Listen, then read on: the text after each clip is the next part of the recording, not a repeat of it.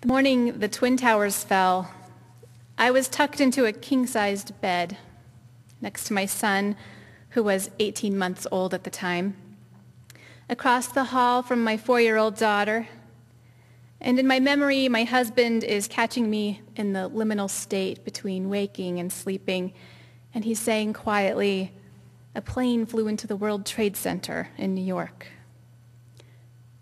I can't fall back asleep, and so I pass through the hallway into our living room in Kaiser, Oregon, 3,000 miles away from the fray, and watch what looks like a terrible accident darken, blooming into two towers, no accident now, and then into a new era in Western civilization.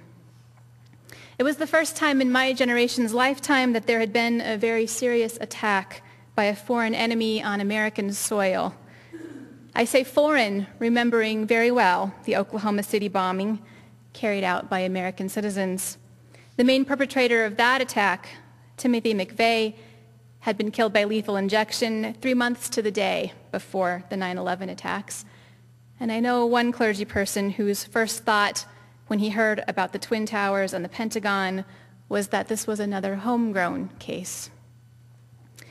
But this one was different, and on a whole other scale. We'd been attacked from the outside. Suddenly, my baby son looked like a future selective service candidate, and even though it was years away, as President Bush vowed to get even with Osama bin Laden, the idea of a draft lifted itself off the pages of the history books and became a potential reality. Over the last couple of weeks, I've had the chance to hear some of you and some of the First Unitarian staff members tell your 9/11 stories. Some of you had loved ones in Washington, D.C. or New York that day, or were there yourselves. Some of you have close ties to these places, more personal than a patriotic or a symbolic connection. Your stories, the ones that you carry in your heart, are present with us in the sanctuary this morning. All of us were shaken by the attacks, all of us affected by them, and all of us, I think, worried greatly about what would happen next. The attack and the implication of President Bush's response to it struck fear in all our hearts, and President Bush called it evil. It came, he said, from the axis of evil, a term that echoes the 1940s when Germany, Italy, and Japan combined their military aims. The Italian dictator Benito Mussolini referred to their collaboration as an axis. Bush's choice of words was a subtle, implicit link to the Holocaust. Evil is probably not a word I would have come up with on my own. I had not yet gone to theology school, and people my age, unless they grew up in very religiously conservative homes, have not heard that word much. It sounds archaic, like something theologians debated or pounded the pulpit against back in the 1940s, back in regard to that other axis and World War II and the questions it raised about the trajectory of humanity. The idea of evil sounded like something that has to do with the devil.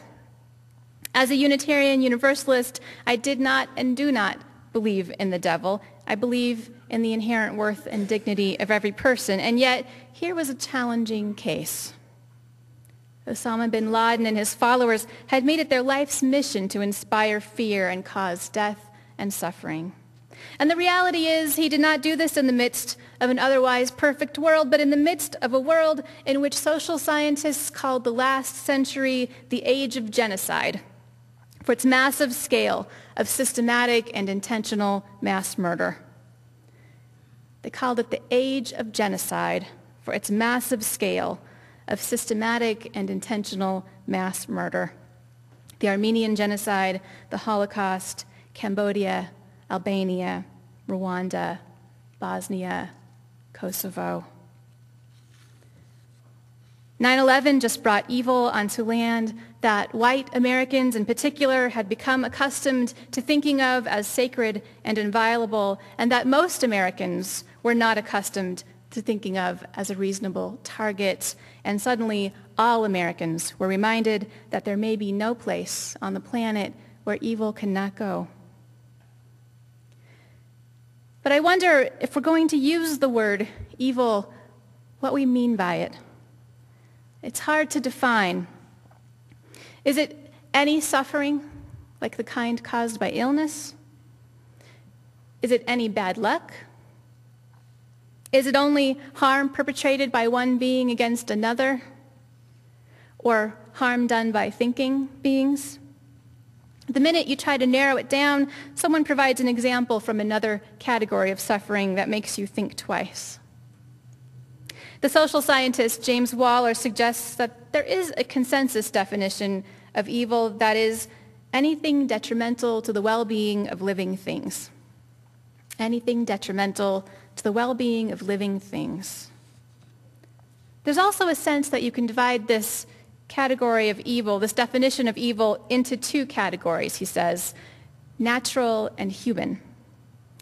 But this is immediately problematic, and Waller acknowledges this. It's problematic because humans are a part of nature too, and the line between nature and nurture, if you can even draw one, is very, very blurry. I think of an essay by the writer Ian Holliday, where she reflected about parents' preoccupation with toy guns, including her own preoccupation with them. She realized the futility of it, she says, when she watched a very young child, one who wasn't allowed to watch TV and who only had nonviolent toys, flip a rubber ducky over, grab it by the head, aim the tail at someone, and start shooting. Bang, bang, right? There's an implication there, I think, about human nature. That's what I'm interested in today. So I'm going to focus on humans harming other humans. I want to zoom in on this category so we can flesh it out some more, because it seems to me that if we can use the word evil at all, humans harming other humans would be a clear case. But should we even use the term? I gave a presentation similar to this sermon at our denomination's General Assembly last June, and before I did, I shared my notes with about 30 people from this congregation in one of our Sunday forums. I wanted to know what they thought about this tricky topic. I was doing a little crowdsourcing. Probably half of that crowd was against the idea of using the word evil at all, even when it came to people causing intentional harm to other people. And at General Assembly, some folks felt the same way. The word evil, they worried, is a conversation stopper, a thinking stopper. It pits us against them in a way that's not useful. But then there were others who felt it is absolutely necessary to name evil when we see it. I thought about this a lot. There was a time when I might also have rejected the term, and not out of naivete. I worked for a year as an intern in a maximum security men's prison, sitting side by side with men who had committed serious violent crimes against other people, often against women, and that was particularly hard to sit with. But how could I be a chaplain to them, I would have asked, if I think of them or what they have done as evil? And yet at the same time, there's a tendency in religious liberalism to approach human behavior with some tentativeness. This comes from a very important value of ours, open-mindedness. Who are we to judge another person, we ask, and how are we to know what's good or bad in the grand scheme of things? Can we really know another person's heart well enough to pass such final judgment on their actions? And didn't Jesus even say, "Judge not, that ye not be judged"? Unitarians and Universalists have a long history of suspending judgment. In 1887, William Channing Gannett proposed a set of beliefs defining Unitarianism, one of which was, "We believe that good and evil invariably carry their own recompense, that heaven and hell are states of being, and that no evil can befall the good man in either life or death. All things work together for the victory of the good." Everything is happening for a reason, he suggests. There's no real evil.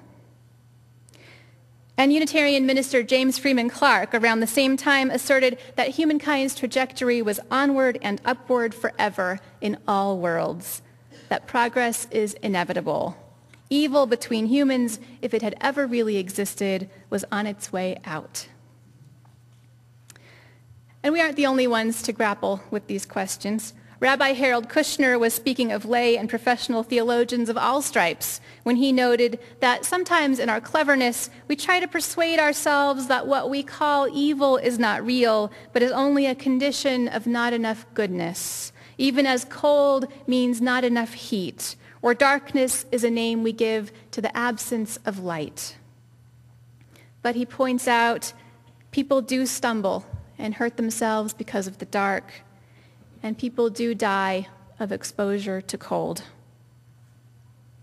To quote the theologian Reinhold Niebuhr, the problem with thinking that everything happens for a purpose or that we cannot judge another person is that this kind of thinking is useless for dealing with reality. Religious liberals ran into that in a big way when the Holocaust happened. It became very clear then that modern science and education had not moved human beings toward more goodness and less evil, but had even been used to inflict unimaginable suffering. It caused a crisis of faith for many, conservative and liberal alike. When a system of atrocities and horror blooms, gathering otherwise normal people into the roles of victim and murderer, it's not enough to call it bad behavior or to hope that there's a larger purpose. The moral philosopher Susan Neiman says, if the only thing we can say when we see a pile of corpses is, that's bad, then something is very wrong. But how about that worry that the word evil is a conversation stopper or a thinking stopper? When we categorize someone else as evil, don't we stop thinking about the capacity for evil within ourselves? Don't we make it other?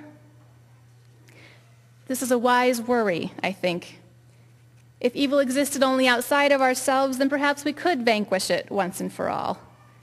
If the capacity for evil were not in some way inherent to us, then our early 20th century forebears would have been right that education will save us. But reality is more complicated than that. Educated people do evil things. And according to James Waller, the most disturbing truth about this, about evil, like the kind that happened during the Holocaust, is that it is done by people who are not sick or crazy, but who are otherwise normal people, like you and me. Perpetrators of extraordinary evil are extraordinary only by what they have done, not by who they are, he says. He cites a number of studies to support his claim. Just after World War II, in response to the shortfall of liberal religion's estimation of human nature, Reinhold Niebuhr came up with an interesting argument. The problem with people, he said, is the tension between our creaturely and divine sides. Creaturely and divine sides. We're animals, he's saying, but there's more to us too. We're conscious and spiritual. The problem, he argued, is that we forget about the dangerous balance inherent in that, and so we consistently overestimate ourselves. We consistently overestimate ourselves. We overestimate our ability to think clearly and morally and to rein in our self-serving creaturely sides. This leads us to overindulge in power and prejudice, to harm one another, and to create, support, or not resist systems of oppression. That's how righteousness morphs into self-righteousness.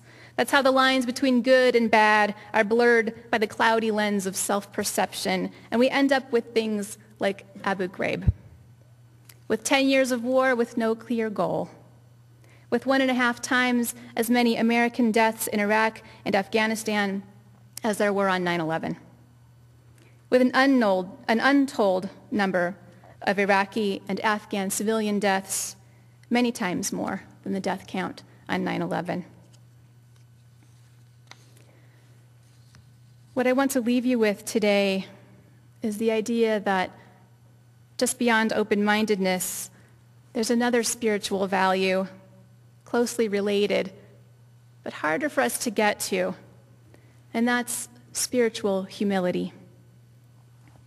Spiritual humility. If we're spiritually humble, we can call out evil, because I think we must call it when we see it, but we can call it out without pretending we don't have to be on guard for it within ourselves. Since 9/11, one of the things many people tend to understand pretty well is that world politics are complicated. America's accomplishments and values have often been tightly woven to racism, oppression, and empire-like tendencies. Some take offense at this reminder, which they perceive to be a lack of patriotism. But really, I think it is patriotic humility to acknowledge these things, not unrelated to spiritual humility. Spiritual humility. This is where religious liberalism, Unitarian Universalism, has something important to offer, with its questioning and open-mindedness and dedication to learning. We're called to balance the naming of evil in the world with the need to be humble and on guard for it, not as the dangerous other that would try to trick us, not as something from the devil, but mingled right here with the best of ourselves. We need the word evil to describe parts of the human experience out of respect for the people who are harmed, and also because only after we name it can we ask the theological question, where is God or grace in this? Where is God or grace in this?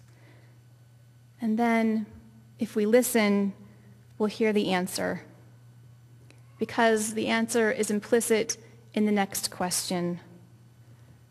What can we do? What can we do?